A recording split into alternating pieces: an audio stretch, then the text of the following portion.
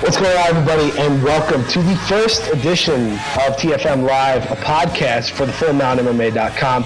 I'm Brian Coyle, joined alongside Sean Stanley. Sean, how you doing, man?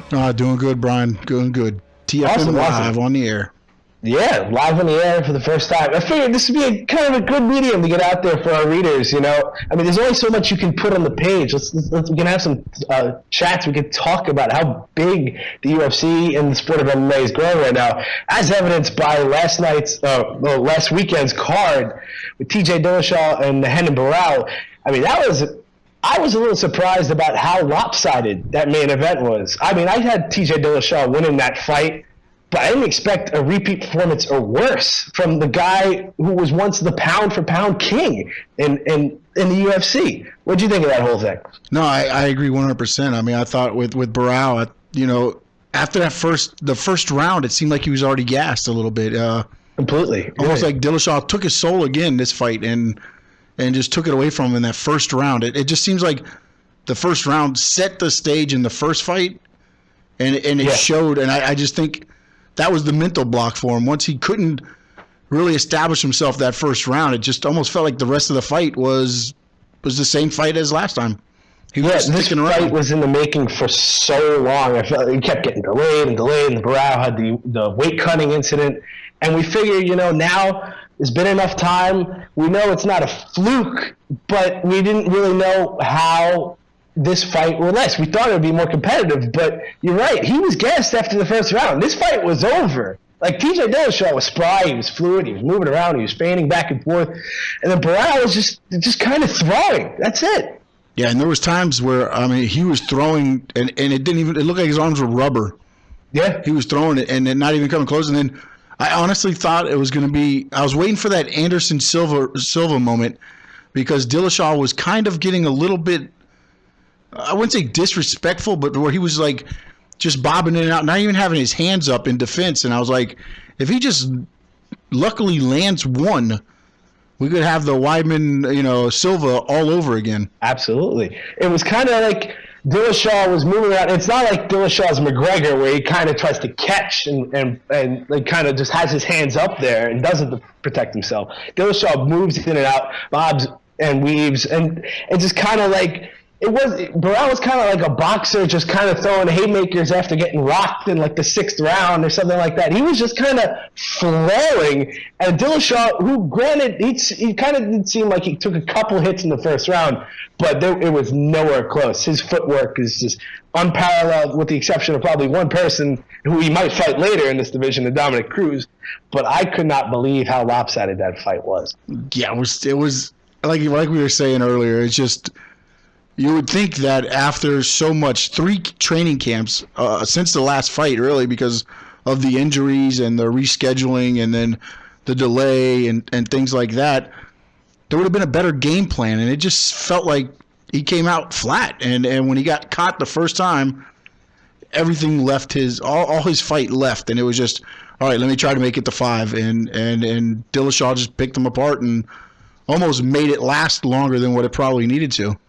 Yeah, and I wrote something on this last week. Remember, you guys can read, if you're just catching us for the first time, well, welcome. This is TFM Live. This is the first time we're ever doing the podcast. Everything we both write for the FullMountMMA.com. You can follow us on Twitter at the Full Mount. And I wrote something earlier when previewing this fight, and there was one thing that stood out in my mind. Barão was undefeated for 9 years, and then losing to Dillashaw, it was kind of like a mental thing. Like when fighters repeatedly win and win and win, eventually there's a mental block where it's like, I can beat anybody. No one can touch me. I mean, we saw it with even one of the greatest fighters of all time, with Anderson Silva, when he just kind of clowned Chris Weidman, and Weidman caught him, and Silva's never been the same. Like, there was a mental blockage in Barão where Dillashaw was able to, beat him the first time, and it just puts that thing in the back of your head where you couldn't just recover. And this is, I think you'll agree with me on this. This is the last time we'll see Renan Barão in 135, in bantamweight. I would think so. I mean, everybody's, they were talking when he first came in. They're like, oh, he looks great tonight. And it had me fooled a little bit, I guess, until the fight started, and and you said like at the fullmountmma.com, I actually went the other way with an article, and I thought because of the way that first fight went that the revenge factor or avenging his loss and getting that dominance back in this division was going to help Barao, but it ultimately, like as you said in your column, proved to be the downfall because it was the exact opposite. Yeah, watching those guys walk to the octagon, and I kind of joked about this on Twitter on Saturday night, and Barao's song was "All I Do Is Win," and he didn't look very comfortable. He didn't look confident. He kind of looked like a guy who was a little tired, a little gassed. Like the body language is so important in a one-on-one kind of sport. It's just the way you portray yourself. You can act like you can be all confident and swagger, but if you look in somebody's eyes and it's not there's nothing really where they're going to be able to come back from. And watching Barao walk out and then watching Dillashaw was confident. He was bouncing around. He was having fun. Yes. And you watch Barao and he was very intent and very serious, but it didn't seem like a guy who was confident walking into the octagon. No, 100%. I was going to say, it was kind of like I was actually going to tweet out, and in that I was like, oh, Barao looks like business, and Dillashaw, it looks loose. Yeah. And it was almost exact opposite of last time, I guess, because Dillashaw had something to prove last time because he was such a big underdog. And this time I think Barao was feeling that pressure, and you could tell it got to him. Yeah, absolutely. It was something to see. I mean, but again, now we see TJ Dillashaw. He is the clear dominant force at 135, with the exception of probably one guy who we haven't really seen that much, and that would be former bantamweight champion Dominick Cruz, who's coming off of multiple ACL injuries and a torn groin. But Cruz is the guy. He's the money fight here, right? Barao is gone. He's probably going to 145. Dominick Cruz is the guy that should face off against Dillashaw next, at least in my mind. What do you think? Oh, most definitely. I mean, yeah, we haven't seen him in the cage, but he has been on the broadcast all the time. I think they've kept him around for so long just to make sure, that you don't forget who he is. And I think he tweeted out was it a tweet or an Instagram? I can't remember. I was on social media and I saw that, and he was basically already letting whoever won know that he was ready there to be the next one in line for a fight. Yeah, I was listening to Ariel Helwani on the MMA Hour, and he has a great interview with Dominick Cruz. Essentially, he's not talking smack at Dillashaw, but he's almost breaking himself down, because everyone's comparing those two. Because they're both lightning fast. They both have great footwork. I mean, they feint, they move back and forth. And Cruz almost said, when I was doing all that, it was awkward, it was weird, it was unusual. But now Dillashaw does it, and it's fluid, and it's beautiful, and it's fun to watch. And he was kind of talking smack, but breaking it down as an analyst, which he's become very comfortable in, obviously, with Fox Sports. And these guys, I feel like, this is the money fight at bantamweight, because the problem with the lower weight divisions has always been, can they draw? Demetrius Mighty Mouse Johnson, the flyweight champion, is one of the most dominant fighters, period, right now. But drawing power, Mighty Mouse is just kind of running out of people to fight.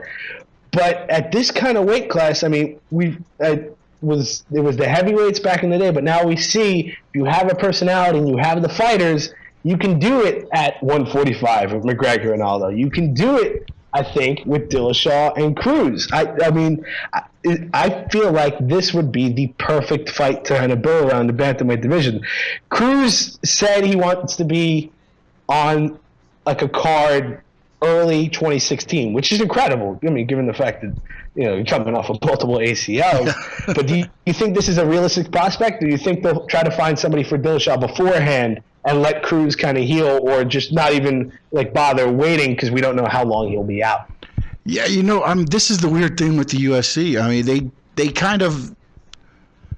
they put people in a position to where do you want to have Dillashaw wait until Cruz is healthy, or do you want to put him in a fight and knock on wood, something happens, lightning strikes, and all of a sudden that fight is no longer due to somebody else?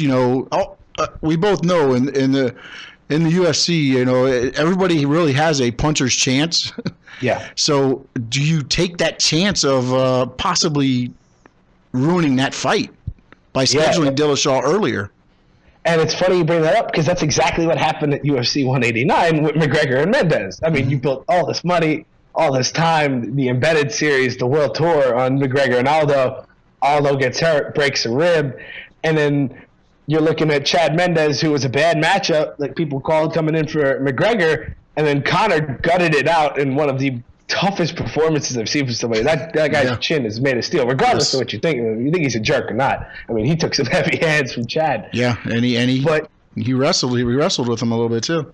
Yeah, he kind of hung around with him, and that big money fight is still like intact. You could see. I mean, Dana White has come out and said it's probably going to be in Vegas, but then you have people reporting that it could be in Cowboy Stadium, and the UFC has to figure out whether it's willing to wait to set up the big fight, or is this like you can't just wait until the middle, like a year from now if Cruz is ready, and you have to put in a guy like Asuncao, or I mean maybe a Uriah Faber of all people. I mean, he may be busy coaching this next season of the fight with McGregor, but he's with the rift with Team Alpha Male and a guy who, I mean, previously he said he didn't want to fight him, but he said he would fight if asked. I mean, I think if Cruz can't go, I think Faber might be the better option than Rafael, even though he's probably getting healthier after that broken ankle later in the year. What do you think? Yeah, no, I mean, and then also, I just think with Faber, somehow his name continues to have a little, that drawing power there. And you were saying, like, if they're looking at, like, a Cowboy Stadium, they almost have to have like a UFC Mania card where like almost every title will be on the line. I mean, how big's that seating there? I mean, if you want to, they're not going to be able to put 100,000 people in Cowboy Stadium, but you're looking at if you want to fill like 40,000, 50,000 people, I think you could. I mean, you do it if you're putting multiple titles on the line, a la UFC 100. I mean, 200 we know is going to be in Vegas. I think they announced that. Yes. But that's the kind of place where, I mean, Aldo McGregor is great. Don't get me wrong. I can't wait for that fight when it eventually does happen. But you're going to need more firepower if you want to do a stadium show right. And that's what Dana White and the Fertittas want to make sure that they do. Like if they're going to enter that kind of place, they got to have the card to fill it. No, most definitely. Because if you don't draw, that place is going to look so empty compared to your other arenas and things like that. And it's going to be a big step for them. And I mean, so far, every step they've taken, whether I agreed or disagreed with it, so far has worked out in the UFC's favor. Some of the things, it was unprecedented. I think there was like 9 cards in like 6 weeks or 7 weeks. Oh yeah, at this time, and I'm like, there's no way each one's going to draw. I mean, you had Frank Mir, Todd Duffy as a main event, and I'm like, and then Frank Mir comes out and throws. They just stood in front of each other and threw, and I was just like, that was probably didn't last long. It was fun. Yeah, no, but it was fun. I'm like, well, they made it worth me watching this, and so somehow they pulled it all off. I mean, some of the cards maybe not as electric after that weekend, especially the Saturday with McGregor, the Mendez. That whole card was just special. I don't think there was one fight on there where it was like, whoa. It was nuts. It was absolutely incredible. Yeah, and then every card after that, it had to match that intensity. And a couple of them did. I think, some of those other cards were bad. But, I mean, that's what they're going to have to do now. If you're going to look to expand, to go to stadium shows and things like that, you have these guys. I mean, it's training, it's fight, it's a contact sport. There's injuries that are going to pop up, and that's one of the things that is unpredictable, I guess, really. And I mean, look what happened with Aldo, and then look how long it took for the Dillashaw-Barral 2 fight to happen. Something minor happens, and you have this card booked for, a stadium. UFC is going to have to jump through hoops. And the UFC, if it wants to be on the level, I mean, it's really I hate using the word mainstream, but if it wants to be able to compete with college football, I mean, you're not competing with the NFL because it's on Sundays, but like those Saturdays in the fall, like Saturday night, if you're competing against the Florida State Miami game on ABC and you're putting up a card like just a regular like fight night card, like, is it going to be? Are you going to be able to do that? So they have to be able to make sure they don't dilute the product in any way. But if they want to grow, they're going to have to take these risks and take these chances. But so far in the summer, I think they've been killing it. No, 100%. As I said, and I wrote in an article at thefullmountmma.com, was that I didn't think that they would be able to withstand this with the injuries that were as they were happening and mounting. And then after, as I was writing that, the Aldo injury happened and occurred, and then to my amazement, it almost elevated that card a little bit. Maybe everybody said, "Hey, we got to step this up," and everybody came into that card, elevated their games, and I don't think, as of right now, any of these cards have actually stopped their momentum right now. So that's a good thing for the UFC. Yeah, and it's the personalities. I mean, some fighters. I mean, the UFC kind of engrosses and they accept the fighters that talk. The guys that call people out at the end of the fights, the McGregors, like that sort of thing. And I think to create personalities is the best way to go, but you don't want to manufacture it either. So they have to strike a good balance. And then I want to mention a couple of the other fights in the UFC on Fox card. The fight of the night, Edson Barboza and Paul Felder. That was something to behold. And Barbosa's kicks are absolutely insane. Man, I was watching that fight, and I was like, if I'm getting kicked that hard, I don't know if I'd stand there and just take those kicks. I mean, he was putting blood welts on his side. I couldn't believe that Felder was able to survive the kick to the groin. Oh, yeah, that too, yeah. That had to get off the floor after that one as well.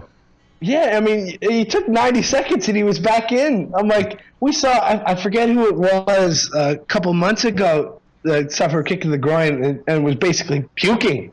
I forget what card it was a couple months ago. And, that's no joke. Those kicks are no joke flying to Barboza. And I think he did win that fight. It was a close decision, but I think Barboza definitely took that. And the lightweight division, I mean, it's just getting fun. I mean, you got Cowboy, you got Anthony Pettis, you got Rafael dos Anjos as the champion. Michael Johnson's fighting in a couple weeks. That division is going to be fun to watch. And you saw Joe Lozon call his own fight against the Fireball Kid to start off tonight. So, I mean, that division's getting fun. Yeah, and then with Lozon, I was like, he went running back over there. He was like, oh, wait, you didn't stop it? Yeah. But, I mean, yeah, he was out, and like you said, he called his own fight there. But, yeah, that division is – and even in the loss, I don't know if it hurt Felder at all as far as that goes. I mean, again, I think he could have been a little more aggressive at times, but both of them, I mean, they were going for that. I think he threw spinning elbows, spinning back fists. You had spinning kicks. You had everything in that. I mean, just standing up and one of those shots landed, and there's another highlight reel for one of those guys. Absolutely. And then the other fight. Miesha Tate and Jessica Ai. Yeah. It was, Tate fights are not pretty. Nope. But she got the job done. I mean, you can't argue against it. Jessica Ai kind of laid an egg. Miesha Tate dominated. After maybe getting caught once, she kind of got a hit and it's like, oh, I'm up, let's go. And then she just took care of business. And now, supposedly, she's the number one contender for whoever wins this Saturday night between Ronda Rousey and Bethe Correia. But, I mean, that division, the women's bantamweight division, is kind of the opposite of the lightweight division I just described, just based on the fact that Ronda's run through everybody. And we're talking about Tate, Rousey 3 as a possible next fight. Yeah, and I think that was the most disappointing fight for me as far as watching it. I thought Jessica was going to come out and control it. I knew – sorry, I forgot her name now. Miesha Tate. Yeah, I knew Tate could take a beating, and I knew it was going to be a long fight, and I didn't think she was going to, submit. I thought she was going to win a decision, but she came out there, like you said, and laid an egg. I mean, just it was right there for her to take a chance to step up and and make it happen. And Tate actually seized the opportunity, and now it looks like we're going to get a third fight. And I mean, this is the thing here. That division has it's been run through essentially by Ronda Rousey, and leading into, before we get to UFC 190, let's take a quick break here. Just want to let everybody know you're listening to TFM Live. It's a podcast for thefullmountmma.com, and you can follow us on Twitter at the Full Mount for any of your MMA needs. Essentially, you want to find out about what's going on in the UFC and any other big news surrounding the sport, head on over to thefullmountmma.com.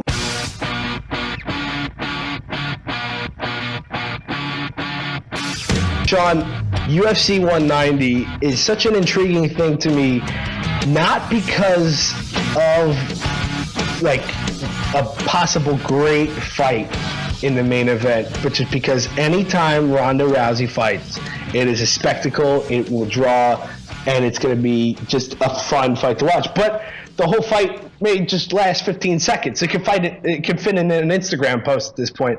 The way Rousey takes care of these women in the bantamweight division.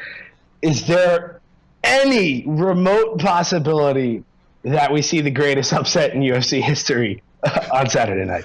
I would love to be the one to call it, but I mean, I look at it and yes, Correia has been impressive, but you're not talking about her beating the competition of a Ronda Rousey. No, it's not even close. Yeah, and I mean, what happened with the last fight is like, 3 months of build up for 14 seconds? Yeah, and I don't think that's going to be ever a problem drawing wise, but the unfortunate thing is, I mean, Rousey is Ronda Rousey the biggest star, do you think, in the UFC right now? I would say yes, with McGregor right behind her now. All of a sudden, he's blown up. I mean, he's got the look, the talk, and now he has the gold. So he's going to be up there soon if he can stay backing up the talk like he is right now. Yeah, and I still think that aura around Rousey, because she's just so dominant, and just it's just she has the advantage every which way. She's faster, she's stronger, and I mean, Coyle, she's a pure MMA artist. Like, she didn't have any background. Her background is in MMA. And she can throw, but I just see that one hip toss to the ground and this thing just being over in 30 seconds. Yeah, it just seems like everybody thinks they have to charge at her like a bull, and I think she waits for it. Yeah, it's kind of like that Brock Lesnar, Frank Mir, the first fight they had. He waited for it. He weathered the storm, and then just boom. Okay, I locked your leg, and then. But again, I mean, you're comparing somebody that didn't really have a lot of MMA experience, but. It seems like that's what they do. They think they got to put her out real quick, and she lives on that and just says, "Okay, give me your best," and then in 10 seconds I'm going to flip you over and lock your arm in position it shouldn't be in, and you're going to tap. Yeah, and the thing with Ronda is we haven't even been able to see there's reports have come out. She's been working on her striking game, and her boxing's improved a lot more. We just haven't seen it because she hasn't had to use it. Like, period. Yeah, and. My question to you, I guess, would be, if you're Rousey, at any point, what pushes you to train? I mean, I think it's just that competitive drive in her, and I mean, she said she's gonna beat up Bethe Correia, then beat up Miesha Tate, and then go do a movie, and then I mean, that fight with Cyborg is looming, but we don't know when because she doesn't want to move up to 145, and the Cyborg doesn't want to come down. And it's just one of those things where she's just running through the division, and you're eventually going to run. Like, Bethe Correia is ranked 7th in the bantamweight division. And she hasn't beat nearly the kind of opponent that Ronda Rousey would be, like, on Saturday night. And I just think I just don't. They've kind of created a monster, and it's just, you got to figure out where that next contender is coming from. And I find this interesting too. I'm excited to see in Brazil what kind of response Rousey gets compared to Bethe Correia, because Correia's been the villain in this whole build-up. She said those insensitive things about Rousey's like killing herself, and everybody knows the story behind Ronda Rousey's father, who unfortunately committed suicide. And Rousey's emotional. I watched the UFC Countdown show and talking about this. And she wants to make this girl break. She wants to pop a bone out of her arm. She wants to destroy her. And she's just, and also she's so popular too. I have a feeling she might get the better reaction. There might be some boos maybe like spruced around that arena, but she's going to get quite a response. At least I think so. What do you think? No, she's going to get that celebrity pop, I guess, as it would be. And I just, like you're saying, I think, as the UFC, they kind of positioned her with the 4 horsewoman thing with Correia and the way she beat them. And you just saw it building. And they put so much into this fight. I mean, I remember, I think it played, 10, 11 times during the UFC on Fox. There was the spot where Correia is like, but she hasn't beaten me, and things like that. And then Rousey at the end when she's doing a little boxing thing and then turns to the camera, and she's like, I love proving people wrong. And I guess that's the motivation there. But I think she will have a backing in Brazil. I mean, she wants to dominate her in her hometown. In her home country, and I haven't seen anything that changes my mind that's not going to happen on Saturday. No, I mean, I think Ronda Rousey also said something about like this being Rocky IV all over again. She's going into a foreign country and she's going to beat the champion there. And I just like you said, there's no way. I mean, I hate like just saying that this is not going to happen because, like you said earlier in the pod, everybody's got a puncher's chance.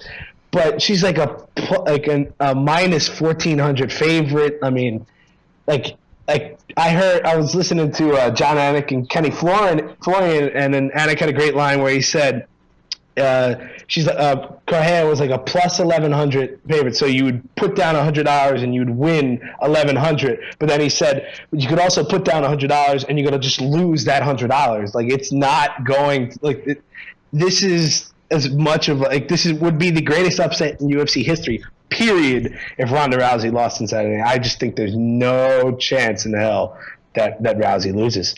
Yeah, no, I agree with you 100%. And I was I wrote an article they can catch on the fullmountmma.com with when she called out Floyd, and I was thinking, I was like, at first I was like, look at the pressure she's put on herself. What happens if for some reason the puncher's chance happens and Correia actually does beat Rousey? That would be Mayweather's perfect opportunity to come out, and say something. But then after I thought about it and I published the article, I'm like, what are really those chances?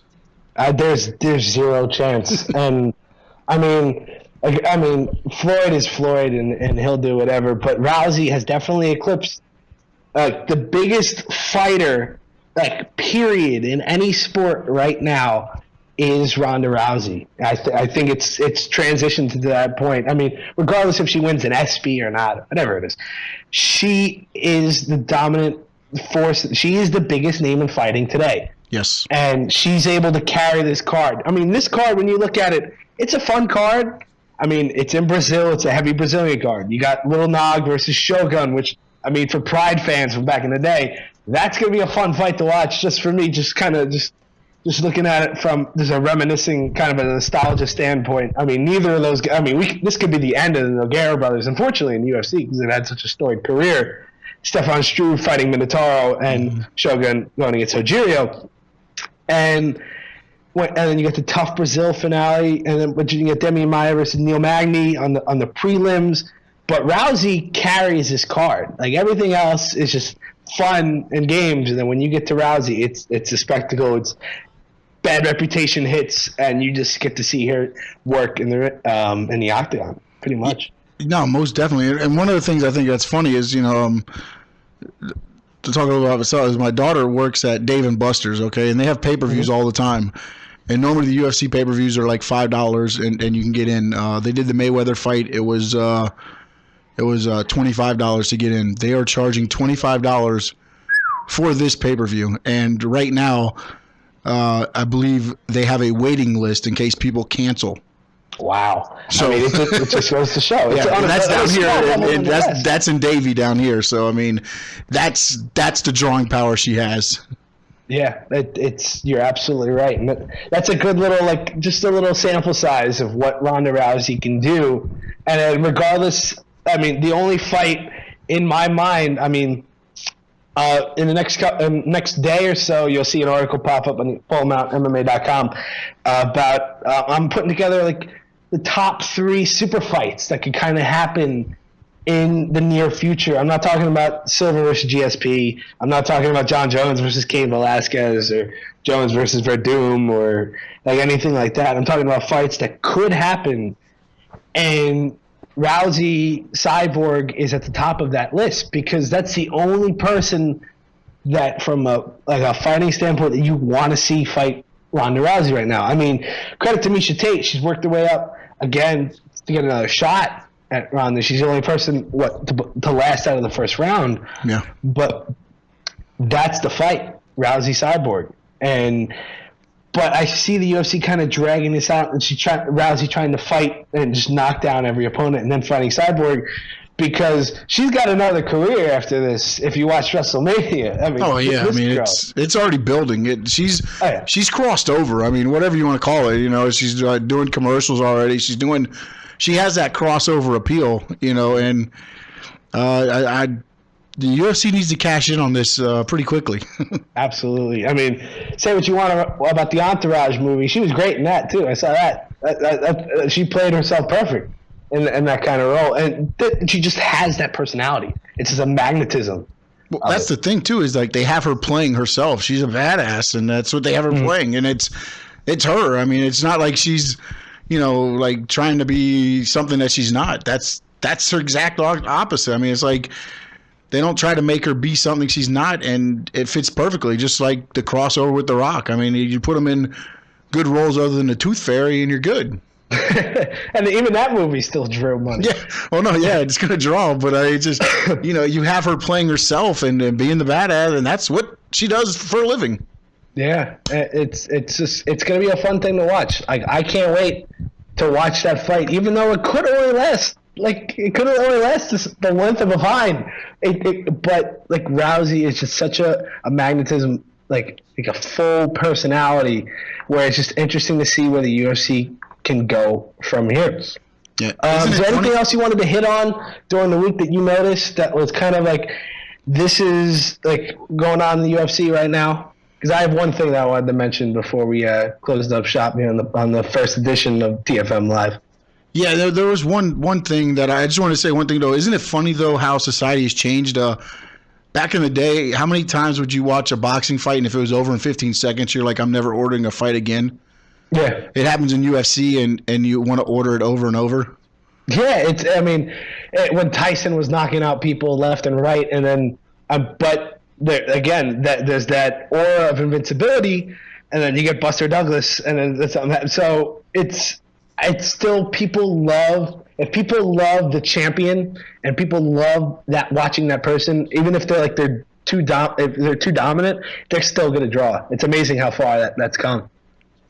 No, most definitely. And then I'll let you in this first ever TFM Live podcast here. Brian. Yeah, before we go, I just want to talk about one thing. Conor McGregor is slowly developing that heavyweight champ personality, because if you watched, he did an interview with Rachel Nichols, and he talked about wild animals and wild game, and you've seen, in the embeddeds, he's got the crocodile shoes, he's got the snake skin, he's got everything. He mentioned that he's currently thinking about buying a tiger. Now, he's going full Tyson here. And he did mention that he wants a Bengal tiger and not a Siberian tiger, or a white tiger or something like that. I just wanted to get you ready. Is McGregor going is this too fast for Conor? Does he have to get something less extravagant, or can he just kind of just go up to that point? All right.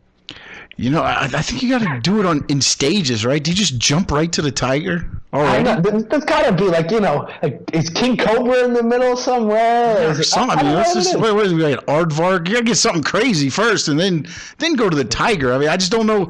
The tiger is that's for when he is no longer, I guess, technically the interim champion. Yeah. Maybe when he unifies it and he's the, undisputed champion, then you get the Tiger. But right now, let's just slow it down a little bit. Yeah, I think it needs a nice slow burn. You strap a jetpack to this guy and he's shooting him to the top of the car. And it's just easy up on the Tiger, Connor. I think you got a couple more stages before you can go that way. And I think, Sean, for our first time out, for our first TFM Live, I think this is kind of to let listeners know we'll slowly develop segments, and as the show grows and progresses, we'll get there. So just bear with us as there's a little pardon our dust, I guess would be the right message, don't you think? Yeah, right. We're brushing some dust off here, definitely. Oh yeah. Remember, you can read everything that we write on thefullmountmma.com, and you can follow the actual site on Twitter at thefullmount. You can follow me on Twitter. I muse about this stuff and football stuff, and just everything on Twitter. I think I'm a decent follow, honestly. I mean, so you can follow me. I enjoy the follow. I enjoy following you, Brian. Thank you. I appreciate that, Sean. And Sean, tell the people where they can follow you on Twitter and anything else that you want to promote. Get it out there. No, you can follow me at SS Sports Talk. Again, I talk about thefullmountmma.com on there, publish some of the articles from there, and you can just reach out and follow me on Instagram at Sean Stanley Sports Talk as well. All right, cool. And then if anybody gets listening for the first time and you hear our first podcast, and is there something we forgot to talk about, something you really want to know about, tweet in a question, tweet at us. I mean, we're unlike some people, we interact with people on Twitter. I mean, we don't go full Dana White on people on Twitter because, but we interact with people. Yeah, we're trying to keep people around, aren't we? Yeah, we want to bring more people in. Yeah, we don't have the ability to just throw people aside. Yeah, if you want to reach out, you got a question. Also, hashtag us at TFM Live, so we know that it's for the podcast, and we'll make sure to include it on the podcast as well as hit you back up on Twitter. Yeah, absolutely. And Sean, I want to thank you for joining me. I mean, I want to thank you for setting up the recording and everything. This is great. All I have to do is call in, and you take care. I want you to get the credit for that because people don't know how much goes into producing all this stuff. So thank you for setting everything up. No, most definitely. I'm going to enjoy this, and it went a lot smoother than I thought it would go for the first time, and I appreciate your assistance on that. Oh, of course. No problem. So again, thank you guys for listening to TFM Live for the fullmountmma.com. I'm Brian Coyle, joined along with Sean Stanley. See you guys next week.